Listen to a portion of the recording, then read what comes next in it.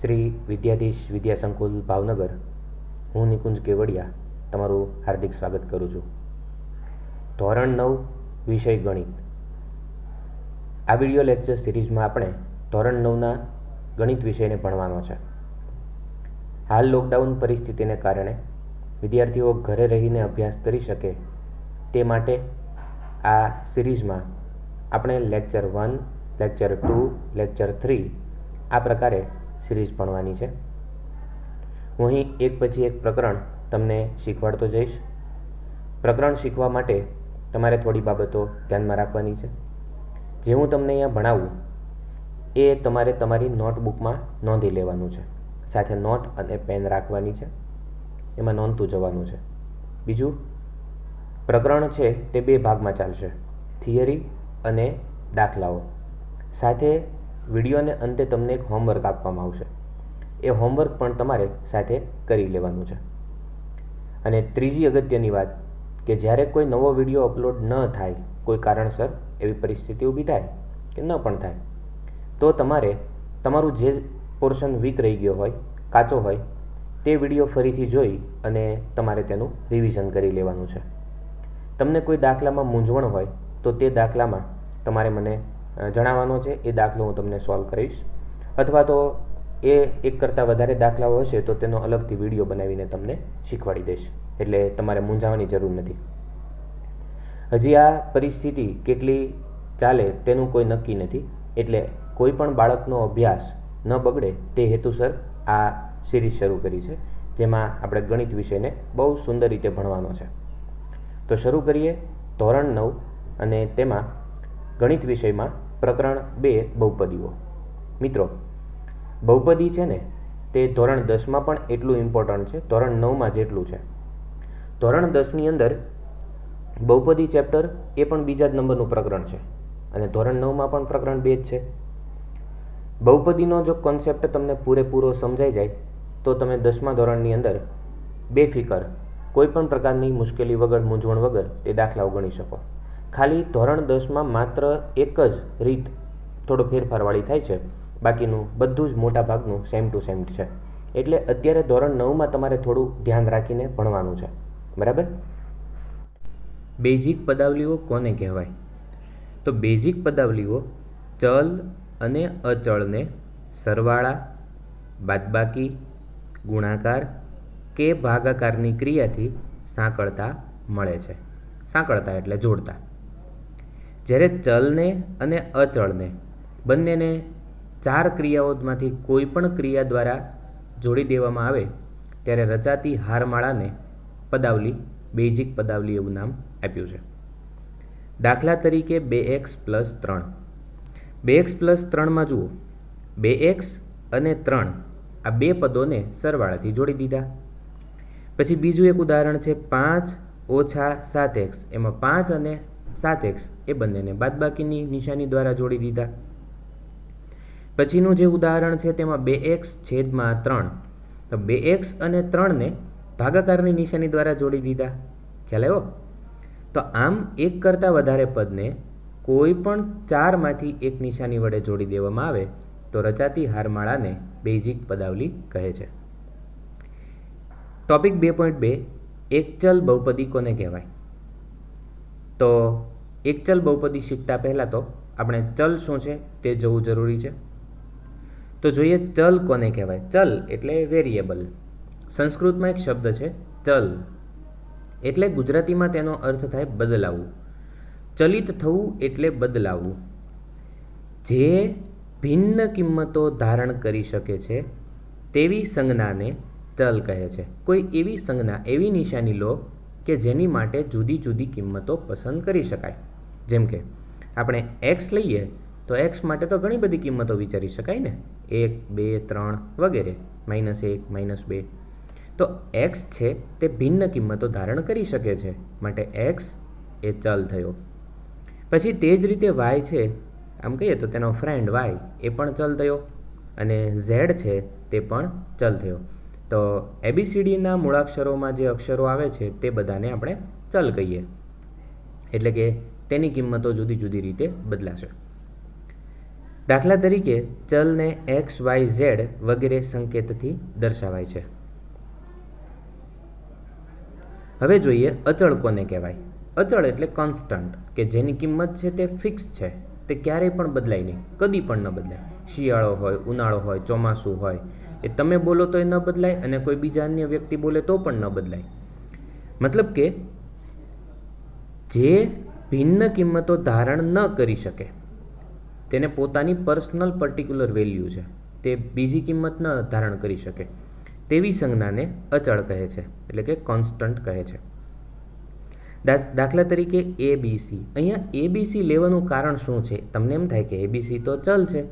તો જ્યારે ABC અચળ તરીકે લીધા હશે સૂત્રમાં કે એમાં, ત્યારે બાજુમાં મેન્શન કર્યું છે, બાજુમાં નોંધ આપી છે કે ભાઈ ધારો કે ABC એ કોઈ પૂર્ણાંક સંખ્યાઓ છે, એટલે કે એની કોઈ ચોક્કસ કિંમત છે, બીની કિંમત છે, સીની કિંમત છે, અને ત્યારે તમે ABCને એ અચળ તરીકે ગણી શકો છો. બાકી તો જે અંકો છે તે જ ખરેખર તો અચળ કિંમતો છે.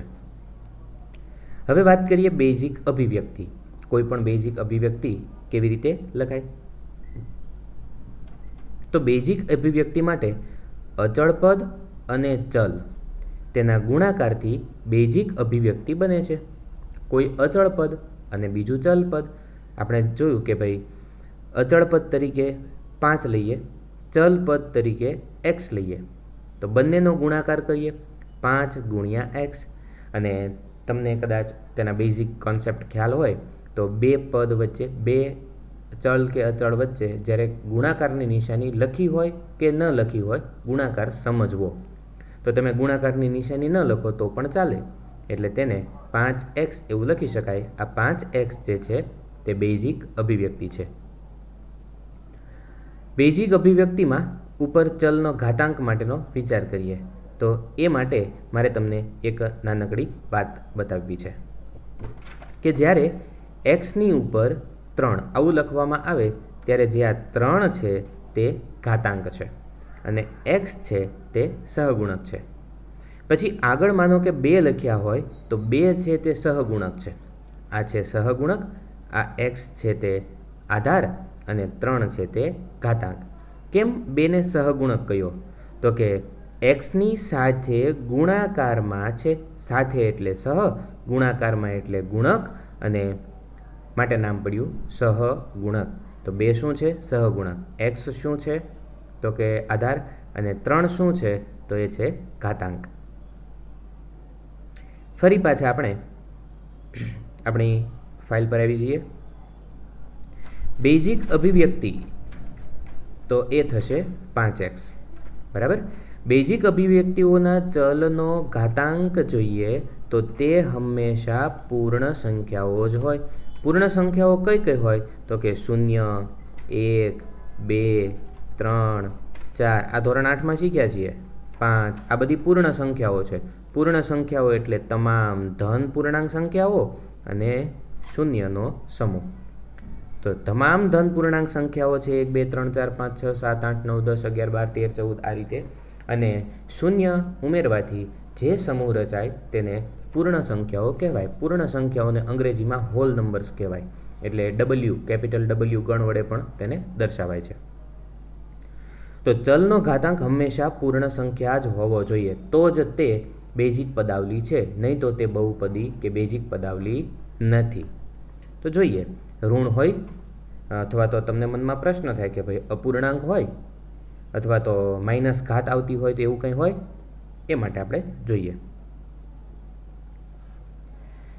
બેઝિક અભિવ્યક્તિઓના ચલનો ઘાતાંક કદી પણ ઋણ હોઈ શકે નહીં.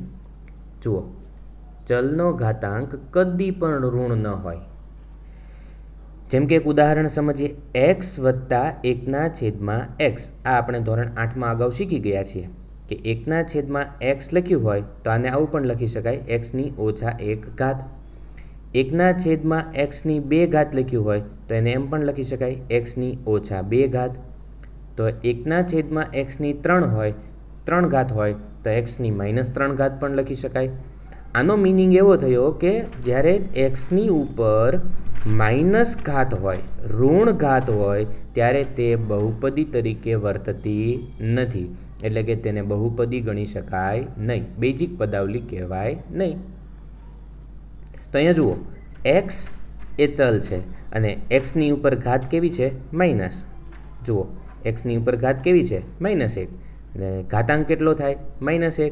પરંતુ -1 એ તો પૂર્ણ સંખ્યા નથી, અને પૂર્ણ સંખ્યા નથી એટલે તે બેઝિક અભિવ્યક્તિ આપેલી છે એ બહુપદી થતી નથી. બેઝિક અભિવ્યક્તિઓના ચલનો ઘાતાંક કદી અપૂર્ણાંક ન હોઈ શકે, એટલે અપૂર્ણાંક સંખ્યા પણ ક્યારેય બેઝિક પદાવલી ન હોય. બરાબર? અપૂર્ણાંક એટલે ઉપર અંશ હોય, નીચે છેદ હોય, આ પ્રકારની સંખ્યાને અપૂર્ણાંક કહેવાય. જેમ કે જે સંખ્યાઓને p/q સ્વરૂપમાં લખી શકાય, જ્યાં q બિલોંગ્સ ટુ n. છેદ છે ને તે હંમેશા પ્રાકૃતિક સંખ્યાગણ હોવો જોઈએ, અને અંશમાં જે p છે ને તે z માંથી કોઈ પણ સંખ્યા હોઈ શકે, શૂન્ય, ધન કે ઋણ. તો p/q પ્રકારનું સ્વરૂપ હોય તો આ પ્રકારની સંખ્યાઓને આપણે અપૂર્ણાંક સંખ્યા કહીએ છીએ, અધૂરી સંખ્યા. દાખલા તરીકે હવે અહીંયા લખ્યું છે વર્ગમૂળમાં x. વર્ગમૂળમાં xનો અર્થ શું થાય? તો કે જ્યારે કોઈ સંખ્યા આ રીતે વર્ગમૂળ તરીકે આપી હોય કે વર્ગમૂળમાં x, તો આનો મિનિંગ એવો થાય કે xની ઉપર 1/2 ઘાત. માનો કે આવું આપ્યું હોય ઘનમૂળમાં x, ઘનમૂળમાં x, તો xની ઉપર 1/3 ઘાત, સોરી, xની ઉપર 1/3 ઘાત. તો આ રીતે ઘાતાંક અપૂર્ણાંક બની જશે. એનો અર્થ એવો થયો કે કોઈ પણ ઘાતાંક અપૂર્ણાંક આવતું હોય તો તે બેઝિક પદાવલી બહુપદી બનતી નથી. ચાલો આગળ વધીએ, ઉદાહરણ જોઈએ. જેમ કે અહીંયા આપ્યું છે કે વર્ગમૂળ x વત્તા 3. વર્ગમૂળ x એટલે શું થશે? x પર 1/2 ઘાત વત્તા 3. આ રીતે લખી શકાય છે, જ્યાં x એ ચલ છે અને ચલ પર અપૂર્ણાંક ઘાત છે, પરંતુ ઘાતાંક અપૂર્ણાંક જે 1/2 આપ્યો છે તે તો પૂર્ણ સંખ્યા નથી. કેમ? તો કે પૂર્ણ સંખ્યામાં કઈ કઈ છે? 0, 1, 2, 3, 4, 5, 6, 7 વગેરે. અને એટલે અપૂર્ણાંક સંખ્યા કોઈ દિવસ ઘાતાંક તરીકે આવે નહીં, માટે તે બેઝિક અભિવ્યક્તિ એ બહુપદી બનતી નથી. હવે બેઝિક અભિવ્યક્તિઓમાં બહુપદીનો પ્રત્યેક ચલનો ઘાતાંક ફક્ત ધન પૂર્ણાંક હોય અથવા તો તે 0 હોય, કદી પણ ઋણ પૂર્ણાંક કે ધન પૂર્ણાંક ઘાત હોઈ શકે નહીં. અને જો એવું હોય તો તે બહુપદી નથી. બરાબર? હવે વાત કરીએ એક ચલ બહુપદી. એક જ ચલવાળી બહુપદીને એક ચલ બહુપદી કહે છે. દાખલા તરીકે આ ઉદાહરણ જુઓ. અહીં ઉદાહરણ આપ્યું છે 32x² - 5x એ x ચલવાળી બહુપદી છે. શા માટે? સમજાવું. તો કે 32x² છે તેમાં ચલ કયો છે? x. પછી 5x છે તેમાં ચલ કયો છે? તો કે x. આનો મતલબ કે પૂરેપૂરી બેઝિક પદાવલીમાં ચલ કયો છે? માત્ર x. આમાં કોઈ y કરીને અલગ ચલ નથી આવતો. એટલે આખી બેઝિક પદાવલીમાં માત્ર x જ ચલ આવે છે, અને માટે તે x ચલવાળી છે. હવે x તો પોતે એક જ ચલ છે, માટે એક ચલ બહુપદી ગણાશે. એ જ રીતે આપણે બીજું ઉદાહરણ જોઈએ. બીજું ઉદાહરણ છે 3y² + 5y. જુઓ અહીં 3y² + 5y. મને કહો જોઈ પહેલું જે પદ છે એમાં ચલ કયો છે? તો કે y. જો સહગુણક 3 છે, ઘાતાંક 2 છે, પણ ચલ કયો છે? y. બીજું પદ છે તેમાં ચલ કયો છે?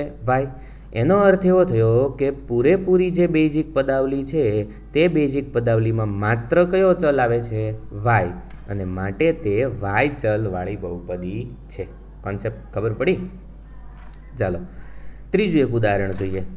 તો ત્રીજા ઉદાહરણમાં પહેલા પદમાં ચલ કયો છે? t. બીજા પદમાં ચલ દેખાતો નથી, છતાંય ત્યાં t છે. સમજાવું જુઓ. 4 છે ને એને ગુણ્યા કંઈ ન હોય તો 1 હોય. આપણે જાણીએ છીએ કે કોઈ પણ સંખ્યા ચલ કે અચળની શૂન્ય ઘાત એટલે શું લખી શકાય? 1. ધોરણ 8 પ્રમાણે જાણો છો ઘાતાંકના નિયમમાં કે ઘાતમાં 0 એટલે તમામ પદનું વેલ્યુ એની કિંમત 1 થાય. એટલે જુઓ આપણે ટીની 0 ઘાત તો 1 લખી શકાય, પણ 1ને બદલે પાછું શું લખી શકાય? ટીની 0 ઘાત. તો 1 કરી એને બદલે ટીની 0 ઘાત લખીએ તો દેખાય છે હવે ટી, અને માટે તે ટી ચલવાળી બહુપદી છે. તો આ રીતે આપણે આ બહુપદીમાં એક ચલ બહુપદી કોને કહેવાય તે શીખ્યા. બહુપદીના પદ જોઈએ. Topic number 5. ચલ સંખ્યા સાથે કોઈ પણ વાસ્તવિક સંખ્યા ગુણાયેલી હોય. ચલ સાથે કોઈ વાસ્તવિક સંખ્યા એટલે આવું કહે છે કે એક્સની સાથે 2 તથા ચલની કોઈ ઘાતાંક પૂર્ણ ઘાત હોય. જેમ કે આ એક્સ ચલ છે તો તેની ઘાતાંક આપણે 3 લઈએ, તો ઘાતાંક કેટલી છે? તો કે પૂર્ણ ઘાત છે, 3 છે. તેવા સ્વરૂપને પદ તરીકે ઓળખવામાં આવે છે. પદ કોને કહેવાય? તો ફરી એકવાર કે ચલ સંખ્યા એક્સ સાથે કોઈ વાસ્તવિક સંખ્યા 2, 3, 5 વગેરે ગુણાયેલી હોય તથા ચલ એક્સની ઉપર કોઈ ઘાતાંક તરીકે પૂર્ણ ઘાત હોય તેવા સ્વરૂપને આપણે પદ કહીએ છીએ. દાખલા તરીકે બહુપદી x² + 2x માં x² અને 2x એ બહુપદીના પદ છે. x² અને 2x એ બહુપદીના પદ શા માટે છે? તો કે જુઓ, x² છે તેમાં ચલની આગળ સહગુણક 1 છે, કંઈ ન હોય તો ગુણાકારમાં 1 હોય, અને ઘાતાંક સ્વરૂપે 2 છે. પછી બીજું જે છે 2x, એમાં x ચલની સાથે ગુણાકારમાં કોઈ વાસ્તવિક સંખ્યા છે અને ઘાતાંકમાં કાંઈ નથી તો 1 છે, અને માટે આ જે 2x છે અથવા 1 ઘાત, તો 2x છે તે બહુપદીનું પદ થયું. હવે બીજું ઉદાહરણ જોઈએ. 3y² + 5x + 7, જેમાં 3y² પદ થયું, 5y ત્યાં પ્રિન્ટિંગ મિસ્ટેક છે, અહીંયા 5xની જગ્યાએ 5x લખવું જોઈએ. તો 5x y લખો તો y, તો અહીંયા y આવશે. તો 5y અને 7 આ 3 શું છે? બહુપદીના પદ છે. એટલે પ્રિન્ટિંગ મિસ્ટેક ક્યાં છે બતાવો. અહીંયા ખાલી x ને બદલે y હોવું જોઈએ, 5x ને બદલે 5y. હવે એની પછીનું ઉદાહરણ જોઈએ કે બહુપદીમાં -x3 ઘાત, પછી આ પદ છે 4x², 7x પદ છે, પછી આ -2 પદ છે. બરાબર? હા, એક વાત, પદ જોતી વખતે તમારે નિશાની સાથે રાખવાની ભૂલવાની નથી. તો પદ આપણે જોઈએ, મને સમજાવો. જો અહીંયા બતાવો કે ભાઈ -x3 ઘાત એ પદ થયું, પછી પ્લસ નિશાની હોય તો નિશાનીની જરૂર નથી, 4x², પછી 7x અને -2 એ પદ થશે. બરાબર? તો આ રીતે આપણે પદ બહુપદીના શોધી શકીએ. બહુપદીમાં ગમે તેટલા પદ હોઈ શકે છે. જરૂરી નથી બહુપદીમાં 2 પદ, 3 પદ, 5 પદ, 10 પદ, 15 પદ હોય. ગમે તેટલા પદ હોઈ શકે, અસંખ્ય પણ હોઈ શકે, 2 પણ હોઈ શકે. જો બહુપદીમાં ચલ તરીકે x હોય તો આપણે બહુપદીને p of x કહીએ છીએ. આ વાત ઇમ્પોર્ટન્ટ છે, ખાસ શીખવા જેવી છે. આપણે એમ બોલીએ ને કે ભાઈ x ની બહુપદી, તો બહુપદીને અંગ્રેજીમાં કહેવાય પોલિનોમિયલ. પોલિનોમિયલ ઉપરથી લીધું p, તો પોલિનોમિયલ ઓફ x આવું વિચારી શકાય. બરાબર? ઇંગ્લિશ બોલવું હોય તો આમ બોલાય કે પોલિનોમિયલ ઓફ x, એક્સની બહુપદી. તો આ જે છે તે એક કંજક્શન, એક ઓફ છે તે સંયોજક કંજક્શન મૂકેલું છે. હવે જુઓ તો એક્સની બહુપદી p of x, અને ટૂંકમાં લખવું હોય તો જોજો તમને લાગશે કોમેડી, પણ આવડી જશે. તો આમ લખી શકાય ને, બહુપદી ઓફ x, અને એને અંગ્રેજીમાં બોલવું હોય તો p of x.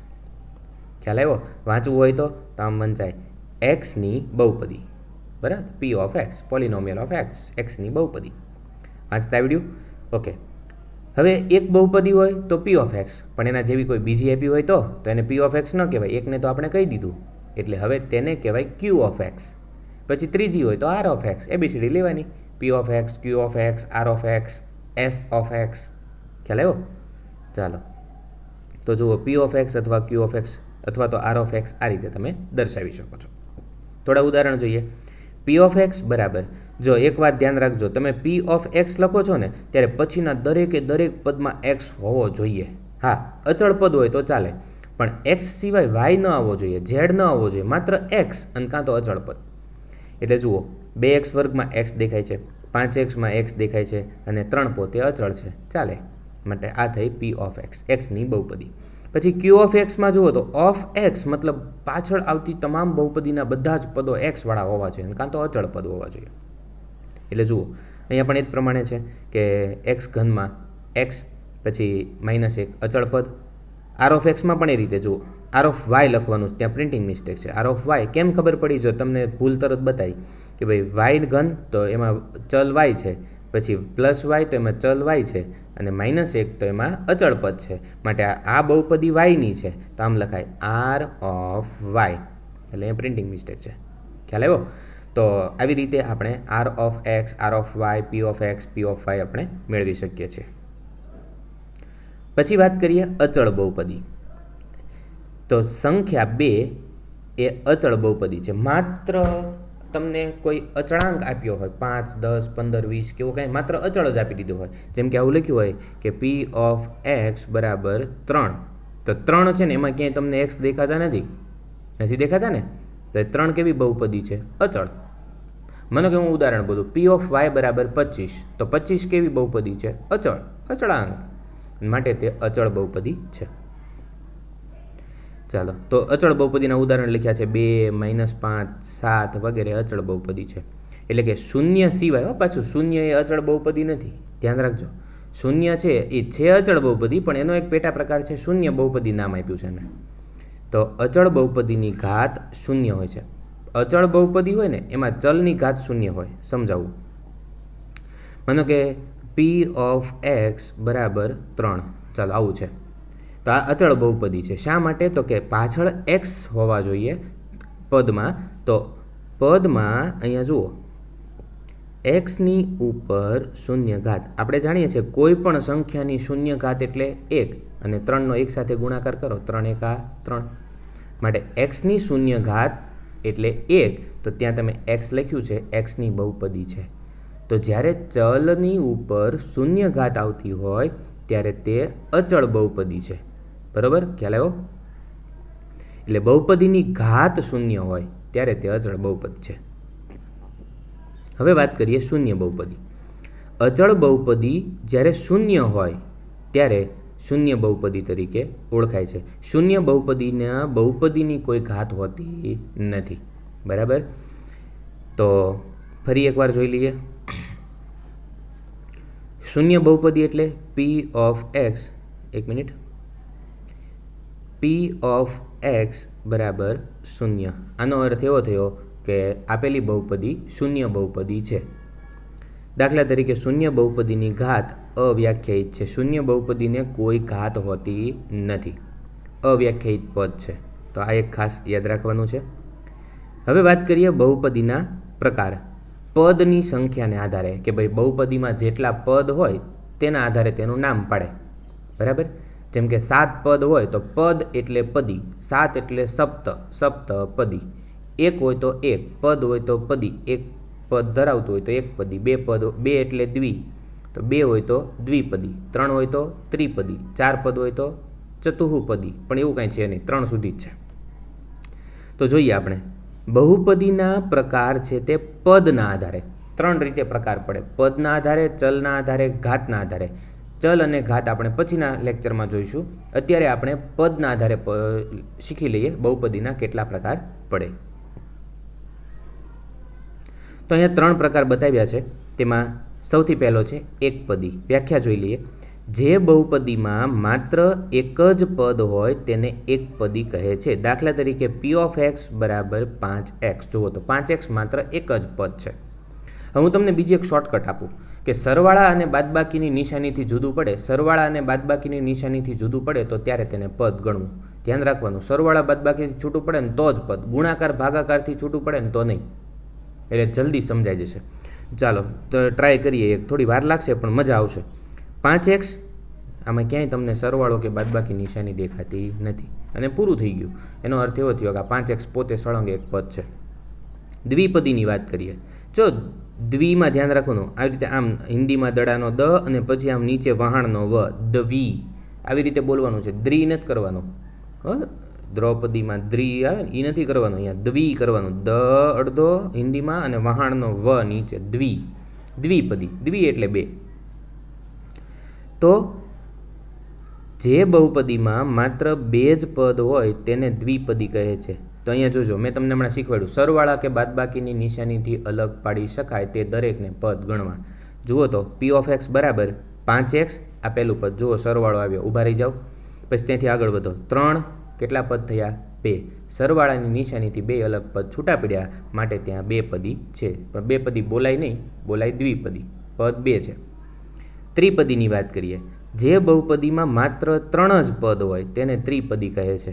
દાખલા તરીકે અહીંયા 2 ઉદાહરણ આપ્યા છે. પહેલું ઉદાહરણ ઉપર જે આપી છે તે એક્સની બહુપદી છે, એટલે સમગ્ર પદમાં એક્સ હશે. તો અહીંયા જુઓ, એક્સ વર્ગ વત્તા એક્સ વત્તા પાય, તો કેટલા પદ થયા? 1, 2 ને 3. સરવાળાથી છૂટા પડ્યા એટલે આપણે પદ 3 મળ્યા. એ જ રીતે નીચે જુઓ, વાયની 4 ઘાત વત્તા વાય ઓછા 5, કેટલા પદ મળ્યા? 3. શા માટે? તમારે જોવો જોઈ લો, બધાને સરવાળા બાદબાકી છૂટા પડ્યા છે. તો આ રીતે આપણે બહુપદી વિશે અભ્યાસ કરવાનો હતો. તો ફરીવાર 3 પ્રકાર કયા? એકપદી, દ્વિપદી અને ત્રિપદી. તો આ રીતે આપણે પદ દ્વારા બહુપદીના પ્રકાર શીખ્યા. ચલ અને ઘાત એ હવે પછીના લેક્ચરમાં જોઈશું. 3 જે પોઈન્ટ હતા મેં તમને કીધા કે જ્યારે હું ભણાવતો હોય ત્યારે તમારી નોટમાં તમે નોંધતા જાઓ. હોમવર્ક જે આપું તે હોમવર્ક તમારે ખાસ તૈયાર કરી લેવાનું. ન સમજાય તે દાખલો મને કહેવાનો. અને જ્યારે તમે ફ્રી હો, કોઈ વિડીયો લેક્ચર અપલોડ ન થયો હોય તો તમારે અગાઉના વિડીયો લેક્ચરને જોઈ લેવાના, જેથી કોઈ પણ દાખલામાં તમને મૂંઝવણ થશે નહીં. તો ફરી મળીએ લેક્ચર નંબર 2માં, અને જેમાં આપણે હવે આગળની થિયરીનો અભ્યાસ કરીશું અને પછી આપણે દાખલાઓ સ્ટાર્ટ કરીશું. જય હિન્દ, જય ભારત.